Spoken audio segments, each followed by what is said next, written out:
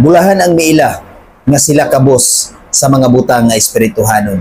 Bulahan kita igsuon kung doon na kita'y Dios. Bisan nagkalisod kita din sa kalibutan, apan kung doon na kita'y Ginoo, bulahan kita. Apan kung wala kita nagkalisod, aduna kay maayo nga kinabuhi dinhi sa kalibutan, unya naa pa jud kay Ginoo, bulahan ka igsuon. Apan kung wala kay Ginoo, bisag unsa pa ang imong naangkon dinhi sa kalibutan, bisan unsa pa ka kadato, bisan unsa pa ang imong naangkon, bisan unsa pa ang kusog nga imong gigamit karon, bisan unsa pa ka powerful ang imong kinabuhi karon, apan wala kay Ginoo, sayang gayud ka ng tanan. Bulahan ang mga tao nga miila nga kabus sa mga butang nga espirituhanon.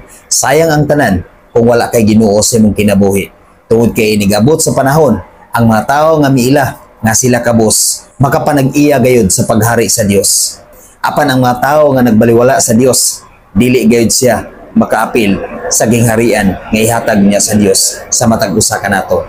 Mateo 5 versikulo 3. Bulahan ang miila nga sila kabus sa mga butang nga espirituhanon, kay maangkon nila ang paghari sa Dios. Igsoon, kung miila ka sa mga butang nga iya sa Dios, sa makapahimot sa Dios, kung nagbuhat ka sa kabubuton sa Dios, bahalag nagkalisod ka dinhi sa kalibutan, importante ang Ginoo na himuot kanimo, bulahan ka igsoon. Kay maimo gayud ang paghari sa Dios, maapil ka gayud sa gingharian sa Dios.